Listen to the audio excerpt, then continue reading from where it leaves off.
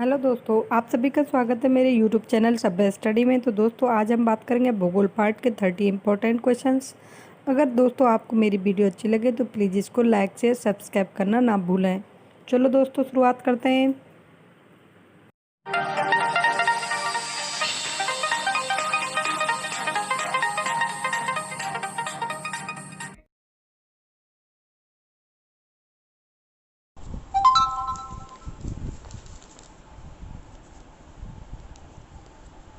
तो जैसा कि हमने बताया, चलो क्वेश्चन की शुरुआत करते हैं। भूगोल का जनक किसे कहा जाता है? भूगोल का जनक किसे कहा जाता है? तो भूगोल का जनक जो है आपके हिकेटियस, ठीक है। हिकेटियस को भूगोल का जनक कहा जाता है। और आपको मैं और एक्स्ट्रा नॉलेज देती हूँ कि हिकेटियस की पुस्तक थी जस पीरियोडस, ठीक है। जस पीरियोडस, ठीक है। हिकेटियस की पुस्तक थी जस पीरियोडस, अर्थात यानी कि पृथ्वी का वर्णन। इसमें इन्होंने क्या कहा था कि भौगोलिक तत्वों का व्यवस्थित रूप से क्रमबद्ध रूप से इन्होंने भौगोलिक तत्वों को व्यवस्थित किया था, ठीक है। जस पीरियोडस में पृथ्वी का वर्णन, जस पीरियोडस पुस्तक यानी पृथ्वी का वर्णन, इसमें उन्होंने भौगोलिक तत्वों को व्यवस्थित रूप से क्रमबद्ध रूप से प्रस्तुत किया, ठीक है। और इन्हीं को भूगोल का जनक कहा जाता है। और आपसे मैं एक क्वेश्चन और बताती हूँ, हेरोडोटस कौन थे? हेरोडोटस जो थे कौन थे? ये इतिहास के जनक थे, ठीक है। हेरोडोटस इतिहास के जनक थे, ठीक है, इतिहास के जनक थे। अगला क्वेश्चन बताती हूँ। अगर आपसे क्वेश्चन पूछता है कि वर्तमान भूगोल के जनक कौन हैं, वर्तमान भूगोल के जनक कौन हैं, अगर आपसे कोई पूछता है कि वर्तमान भूगोल के जनक, क्वेश्चन में कि वर्तमान भूगोल के जनक कौन हैं, तो आपको करना है अलेक्जेंडर वॉन हम्बोल्ट, ठीक है। अलेक्जेंडर वॉन हम्बोल्ट, ठीक है। वर्तमान भूगोल के जनक अलेक्जेंडर वॉन हम्बोल्ट हैं। और भूगोल का जनक हिकेटियस है, जिनकी पुस्तक का नाम है जस पीरियोडस, पृथ्वी का वर्णन, जिसमें इन्होंने भौगोलिक तत्वों का व्यवस्थित रूप से प्रस्तुत किया है, भौगोलिक तत्वों को। और हेरोडोटस के एक्स्ट्रा क्वेश्चन देती हूँ आपको। हेरोडोटस जो थे इतिहास के जनक कहे जाते थे, ठीक है। क्लियर हो गया? अब अगले क्वेश्चन पर आते हैं। भूगोल एक अलग अध्ययन शास्त्र के रूप में स्थापित करने का श्रेय निम्न में से किस विद्वान को जाता है? अर्थात भूगोल को एक विषय शास्त्र के रूप में, एक अध्ययन शास्त्र के रूप में स्थापित करने का श्रेय किस विद्वान को जाता है? तो आपके ये विद्वान है इरेटोस्थेनीज, ठीक है। इरेटोस्थेनीज भूगोलवेत्ता ऐसे थे जिन्होंने भूगोल को एक अध्ययन शास्त्र के रूप में स्थापित किया था, ठीक है। और इरेटोस्थेनीज जिन्होंने जियोग्राफिका शब्द सबसे पहले देने वाले भूगोलवेत्ता थे। जियोग्राफिका शब्द सबसे पहले किसने दिया था? इरेटोस्थेनीज ने, ठीक है। अगले क्वेश्चन पर आते हैं। क्वेश्चन नंबर 3, भूगोल के लिए जियोग्राफिका शब्द का प्रयोग सर्वप्रथम किसने किया? जैसा कि मैंने पहले बताया आपको कि भूगोल के लिए जियोग्राफिका शब्द का सबसे पहले प्रयोग किसने किया था? तो आपके इरेटोस्थेनीज ने, ठीक है। इरेटोस्थेनीज जो थे, इन्होंने जियोग्राफिका शब्द का सर्वप्रथम प्रयोग किया था भूगोल के लिए, ठीक है। अगला क्वेश्चन है हमारा, भूगोल पृथ्वी को केंद्र मानकर अध्ययन करने वाला विज्ञान है, किसने कहा? भूगोल, ये दोस्तों मैं बताती हूँ आपको, कुछ परिभाषाएं हैं, जो परिभाषाएं भूगोल के संबंधित में कोई भी एग्जामिनर कहीं से भी क्वेश्चन उठाता है, इसलिए तो मेन परिभाषा भी आपको याद रखना है, ठीक है। और इनको याद रखने का तरीका है, इनको बार बार रिवाइज करोगे, एक एक पॉइंट पर ध्यान दोगे, एक एक शब्द पर ध्यान दोगे, तो आपको ये अपने आप ही कि किसने क्या कहा है, किसने क्या नहीं कहा है, ये अपने आप ही आपके दिमाग के अंदर बैठ जाएंगे, ठीक है। और ये इसके अलावा कोई भी तरीका नहीं है इनको याद रखने का। इनको याद रखने का एकमात्र तरीका है अभ्यास, रिवाइज, बार बार, ठीक है। तो क्वेश्चन नंबर 4 पे आते हैं। भूगोल पृथ्वी को केंद्र मानकर अध्ययन करने वाला विज्ञान है, ये किसने कहा है? अच्छा क्वेश्चन है, वेरी वेरी इंपॉर्टेंट क्वेश्चन है, जल्दी बताइए। भूगोल को पृथ्वी को केंद्र मानकर अध्ययन करने वाला विज्ञान, तो आपको पृथ्वी को केंद्र मानकर अध्ययन करने वाले विज्ञान थे वॉरेनियस, ठीक है। वॉरेनियस जो भूगोलवेत्ता थे, इन्होंने पृथ्वी को एक केंद्र मान करके अध्ययन किया था भूगोल का। ठीक है, हो गया क्लियर। वारेनियस जो भूगोलवेत्ता जो थे, इन्होंने पृथ्वी को एक केंद्र मानकर भूगोल का अध्ययन किया था। ठीक है, अगले क्वेश्चन पर आते हैं। भूगोल, अब पहला था कि भूगोल पृथ्वी को केंद्र मानकर अध्ययन करने वाले थे वॉरेनियस। भूगोल भूतल का अध्ययन है, ये किसने कहा?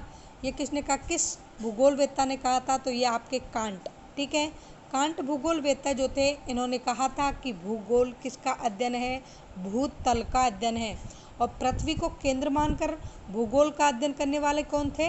वॉरेनियस। ठीक है, भूतल का अध्ययन किसने कहा? कांट। ठीक है, कंफ्यूज मत होना। अगला क्वेश्चन आता है हमारा, भौगोलिक विचारधाराओं में नवनियतिवाद की विचारधारा का प्रवर्तक कौन है?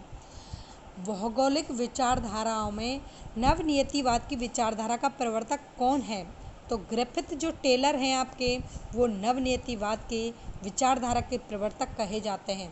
इन्होंने जाने दो, मतलब ग्रिफिथ टेलर जो थे, तो आपको इसको इस तरीके से भी याद रख सकते हैं कि टेलर यानी एक, जैसे हम किसी टेलर के लिए कपड़े देते हैं तो वह हमको नया करके देता है ना, सिल के नवीन रूप देता है उसका, कपड़े का।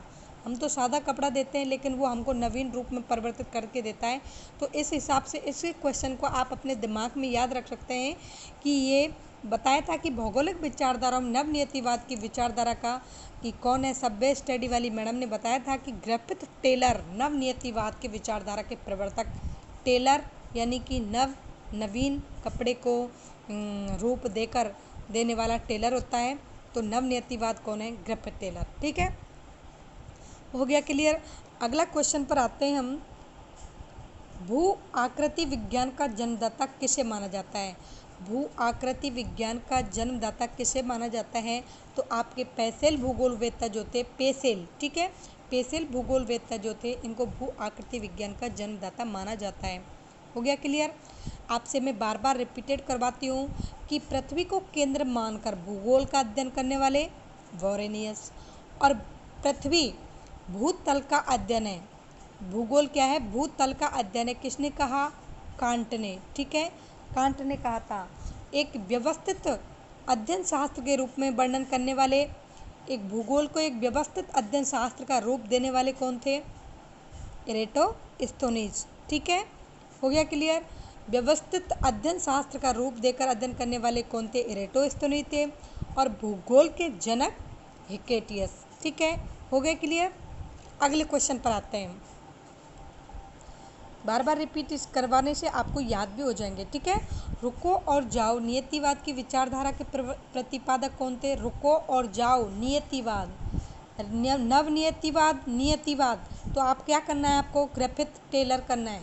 ठीक है, ग्रिफिथ टेलर जो थे, रुको जाओ नवनियतिवाद, नियतिवाद की विचारधारा का प्रवर्तक इन्हीं को माना जाता है, प्रतिपादक थे ग्रिफिथ टेलर। ठीक है, अगला क्वेश्चन आता है हमारा, भूगोल को मानव पारिस्थितिकी के रूप में परिभाषित करने वाले विद्वान कौन हैं? भूगोल को तो नवनियतिवाद के प्रवर्तक कौन थे? Griffith Taylor. और क्या कहते हैं, रुको और जाओ नियतिवाद के प्रवर्तक कौन थे? Griffith Taylor. ठीक है, और क्या कहते हैं, भूगोल को एक आकृति का वो क्या कहते हैं, भूगोल को भूतल का अध्ययन मानने वाले मनोवैज्ञानिक कौन से थे? भूगोलवेत्ता। कांट करना है आपको। भूगोल के जनक हिकेटियस। इनकी पुस्तक का नाम जस्ट पीरियोडस, जिसमें पृथ्वी का वर्णन। और तीसरी बात है कि अगर वर्तमान भूगोल का जनक आपसे क्वेश्चन पूछ लेता है तो आपको अलेक्जेंडर वॉन हम्बोल्ट को टिक करना है। ठीक है, अगला क्वेश्चन है हमारा, भूगोल को मानव पारिस्थितिकी के रूप में परिभाषित करने वाला विद्वान कौन था? मानव पारिस्थितिकी के रूप में परिभाषित करने वाला विद्वान कौन था? तो एच बैरोज जो थे आपके, उन्होंने भूगोल को एक मानव पारिस्थितिकी के रूप में परिभाषित किया था।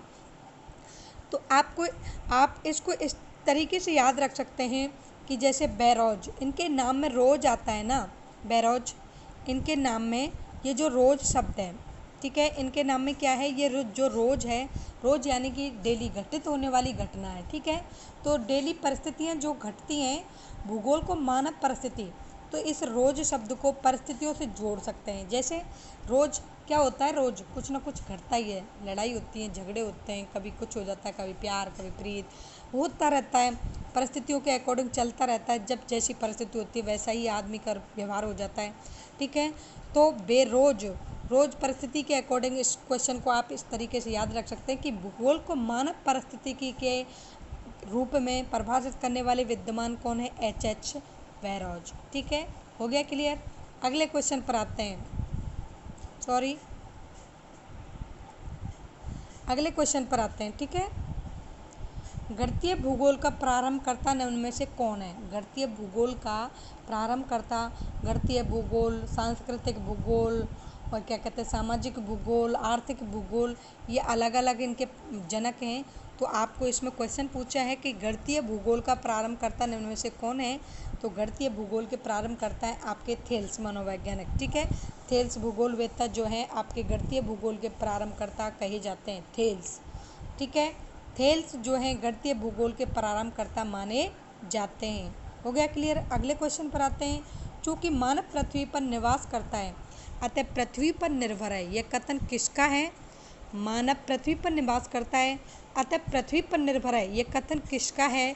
तो ये कथन है आपके जीन ब्रूस भूगोलवेत्ता का। ठीक है, जीन ब्रूस ने ये बात कही थी कि मनुष्य जो है पृथ्वी पर निवास करता है और पृथ्वी पर ही वो है निर्भर है। ये कथन कहने वाले जीन ब्रूस मनोवैज्ञानिक थे। ठीक है, अगला क्वेश्चन आता है हमारा, क्षेत्रीय भूगोल का पिता निम्न में से किस भूगोलवेत्ता को कहा जाता है। तो ये भूगोल की इस वाले वीडियोज़ में मेरी जो भूगोल की जितनी भी परिभाषाएँ आई हुई हैं, इनको आप याद रखना प्लीज़, क्योंकि ये परिभाषा इम्पॉर्टेंट हैं और एग्ज़ाम की दृष्टि से बहुत बहुत महत्वपूर्ण है। ठीक है, क्षेत्रीय भूगोल का पिता निम्न में से किस भूगोलवेत्ता को कहा जाता है। तो क्षेत्रीय भूगोल का पिता जो है,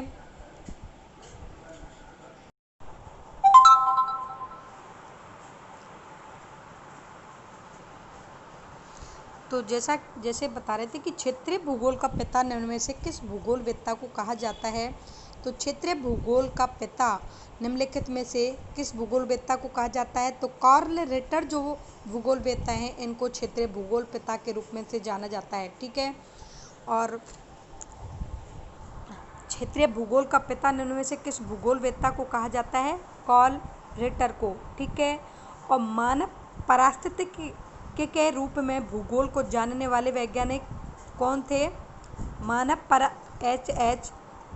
वेरोज। ठीक है, H.H. वेरोज। ठीक है, H.H. वेरोज जो थे, उन्होंने मानव पारिस्थितिकी के रूप में भूगोल का अध्ययन किया था। ठीक है, और भूगोल को भूतल का अध्ययन करने वाले मनोवैज्ञानिक कौन थे। भूगोल भूतल का अध्ययन है, ये किसने कहा था।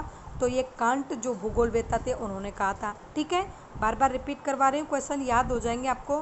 क्षेत्रीय भूगोल का पिता निम्न में से किस भूगोलवेत्ता को कहा जाता है। तो क्षेत्रीय भूगोल का पिता आपके कार्ल रिटर को कहा जाता है। ठीक है, अगला क्वेश्चन आता है हमारा, मानव भूगोल का संस्थापक निम्न में से किसे कहा जाता है। मानव भूगोल का संस्थापक निम्न में से किसे कहा जाता है। तो मानव भूगोल के संस्थापक जो थे कार्ल रिटर थे। ठीक है, क्षेत्रीय भूगोल और मानव भूगोल के संस्थापक दोनों ही कार्ल रिटर हैं। ठीक है,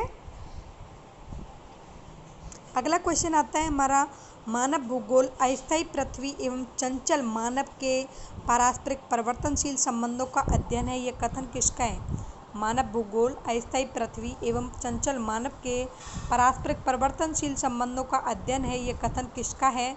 तो ये कथन आपके सैंपल का है। ठीक है, सैंपल मनोवैज्ञानिक जो थे, इन्होंने कहा था कि पृथ्वी एवं चंचल मानव के जो पारस्परिक परिवर्तनशील जो संबंध हैं, उनका वर्णन करने वाले भूगोलवेत्ता सैंपल थे। ठीक है, अगला क्वेश्चन आता है हमारा, सौरमंडल की खोज किसने की थी। तो सौरमंडल की खोज करने वाले वेरी वेरी इंपॉर्टेंट क्वेश्चन है और आपको पता ही होगा, वेरी वेरी इंपॉर्टेंट क्वेश्चन है दोस्तों, इसको याद रखना है। सौरमंडल की खोज और एग्जामों में कई बार रिपीटेड क्वेश्चन है। सौरमंडल की खोज किसने की थी। तो सौरमंडल की खोज करने वाले जो वैज्ञानिक थे आपके कोपरनिकस, ठीक है। कोपरनिकस सौरमंडल की खोज करने वाले भूगोलवेत्ता थे, ठीक है। अगला क्वेश्चन आता है हमारा, सूर्य के चारों ओर घूमने वाले खगोलीय पिंड क्या कहलाते हैं? सूर्य के चारों ओर घूमने वाले खगोलीय पिंड क्या कहलाएंगे? जल्दी बताओ। तो सूर्य के चारों ओर घूमने वाले खगोलीय पिंड हमारे ग्रह कहलाएंगे, ठीक है। ग्रह कहलाएंगे। क्या कहलाएंगे? ग्रह कहलाएंगे। आपको एक बात और बताती हूँ कि सूर्य के चारों ओर, जो सूर्य के चारों ओर घूमता है वो ग्रह कहलाता है, ठीक है। और जो ग्रहों के चारों ओर घूमता है वो क्या कहलाता है? उपग्रह कहलाता है, ठीक है। यूपी बनाया मैंने, ठीक है, उपग्रह, ठीक है। तो सूर्य के चारों ओर ग्रह और ग्रह के चारों ओर उपग्रह, ठीक है। हो गया क्लियर। अगला क्वेश्चन है हमारा, किसी ग्रह के चारों ओर परिक्रमा करने वाले छोटी आकाशीय पिंड को क्या कहते हैं? किसी ग्रह के चारों ओर परिक्रमा करने वाले, अभी ऊपर ही बताया था मैंने आपको, तो ठीक है। इसको बताओगे आप, क्या बताओगे कि उपग्रह इसको क्या कहते हैं? किसी ग्रह के चारों ओर परिक्रमा करने वाले छोटे आकाशीय पिंड को उपग्रह कहते हैं, ठीक है। अगला क्वेश्चन है हमारा, ग्रहों की गति का नियम किसने प्रतिपादित किया था? तो ग्रहों की गति का नियम प्रतिपादित करने वाले भूगोलवेत्ता थे आपके केपलर, ठीक है। केपलर ने ग्रहों की गति का अध्ययन किया था, ठीक है।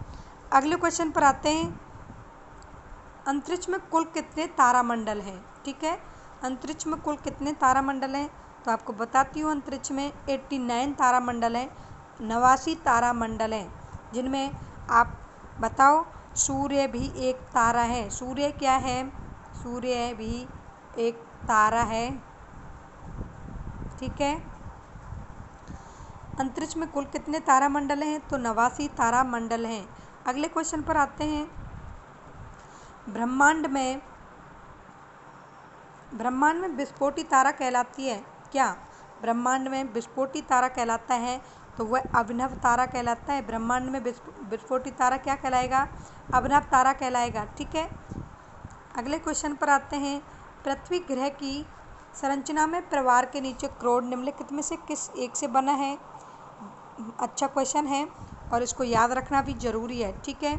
पृथ्वी ग्रह की संरचना में जो परिवार के नीचे जो क्रोड बना हुआ है वो किसका बना हुआ है? तो वो लोहे का बना हुआ है, ठीक है, लोहे का बना हुआ है। अगले क्वेश्चन पर आते हैं कि पृथ्वी की 3 समकेंद्री परतों में ऊपर से दूसरी परत का नाम क्या है? तो दूसरी परत का नाम है आपका सीमा, ठीक है। और आपको बताती हूँ, फर्स्ट नंबर की परत है आपकी स्याल, सेकंड नंबर की है सीमा और थर्ड नंबर की परत है आपकी निफे, ठीक है।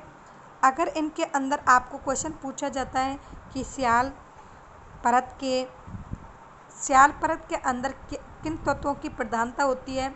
तो स्याल से सी से सिलिकॉन,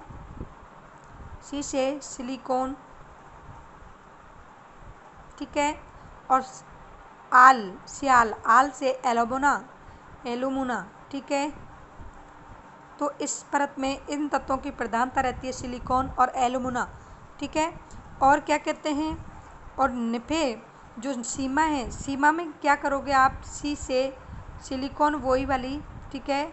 स्याल में भी सिलिकॉन होता है लेकिन उसमें एलुमिना की वो होती है, और सीमा में तो माँ से आप मैग्नीशियम याद रख लेना, ठीक है। याद रखने का आप कभी नहीं भूलोगे, मैग्नीशियम, ठीक है। सिलिकॉन, माँ से मैग्नीशियम, स्याल में सिलिकॉन, आल से एलुमिना, ठीक है। निफे में निकेल और फेरस की, ठीक है। अगले क्वेश्चन पर आते हैं, कुल अक्षांशों की संख्या कितनी है? कुल अक्षांशों की संख्या कितनी है? कुल अक्षांशों की संख्या कितनी है?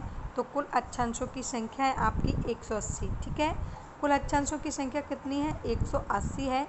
अक्षांश रेखाएं जो पूर्व से पश्चिम की तरफ, अर्थात जो लेटी हुई रेखाएं जो होती हैं आपकी, ठीक है, ऐसे इस तरीके से जो रेखाएं होती हैं वो अक्षांश रेखाएं कहलाती हैं, ठीक है। और इस तरीके से जो रेखाएं होती हैं, आपका जो ग्लोब बनता है वो इस तरीके से बनता है ना, ठीक है।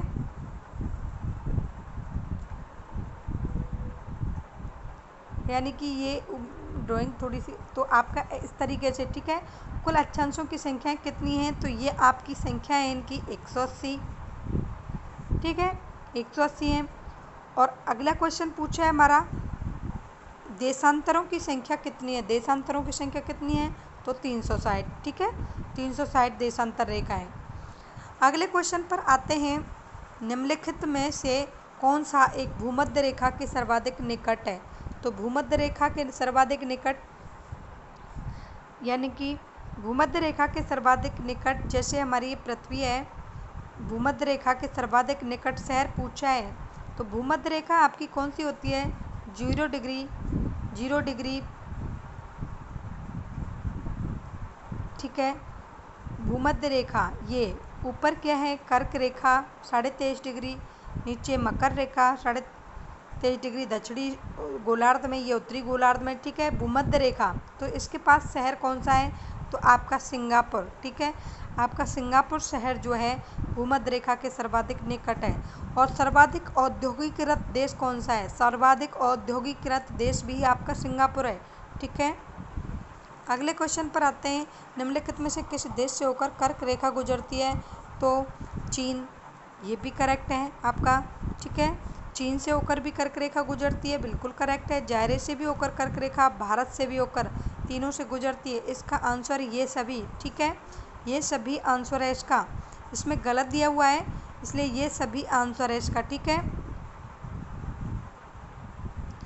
अगले क्वेश्चन पर आते हैं हम, अंतर्राष्ट्रीय दिनांक रेखा कहाँ से होकर गुजरती है, तो अंतर्राष्ट्रीय दिनांक रेखा जो है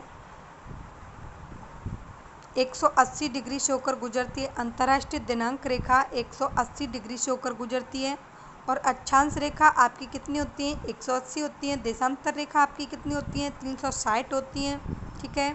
और अंतर्राष्ट्रीय दिनांक रेखा कहाँ से होकर गुजरती है, अंतर्राष्ट्रीय दिनांक रेखा आपकी 180 डिग्री से होकर गुजरती है, ठीक है।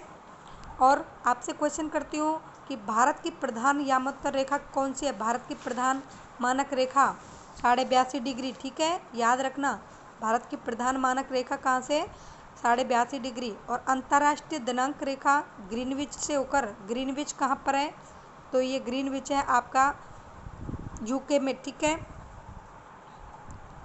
अगले क्वेश्चन पर आते हैं हम, ग्रीनविच किस देश में है, तो वही क्वेश्चन उठाया गया है, ग्रीनविच किस देश में है, तो ग्रीनविच है आपके यूके में, ठीक है।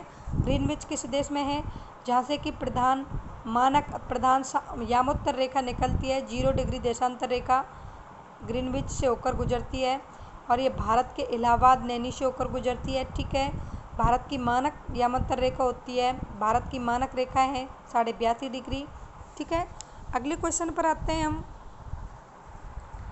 एक देशांतर को पार करने में दो स्थानों के स्थानीय समय के बीच क्या अंतर होता है, एक देशांतर को पार करने में, क्वेश्चन पर ध्यान दीजिएगा, क्वेश्चन बड़ा इंपॉर्टेंट है। एक देशांतर को पार करने में दो स्थानों के स्थानीय समय के बीच क्या अंतर होता है, तो आपको कर देना है 4 मिनट, ठीक है, 4 मिनट का अंतर होता है एक देशांतर को पार करने में दो स्थानों के स्थानीय समय के बीच का अंतर, क्योंकि हमारी जो पृथ्वी है 24 घंटे में 360 डिग्री घूम जाती है, ठीक है। अगले क्वेश्चन पर आते हैं, अंतर्राष्ट्रीय तिथि रेखा का निर्धारण किस वर्ष किया गया था, तो अंतर्राष्ट्रीय तिथि रेखा का निर्धारण किया गया था आपको 1884 में, ठीक है।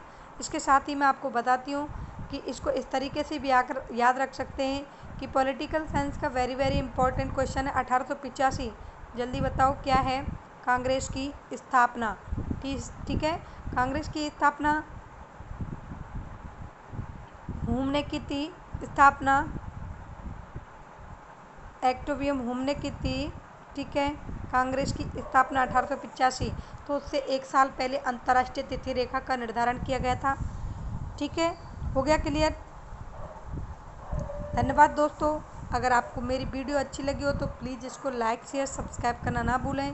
और दोस्तों प्लीज़ मेरी आपसे रिक्वेस्ट है कि इस वीडियो को आप अंत तक बिना स्किप किए ज़रूर देखें, हर रोज़ रिवाइज करें। धन्यवाद।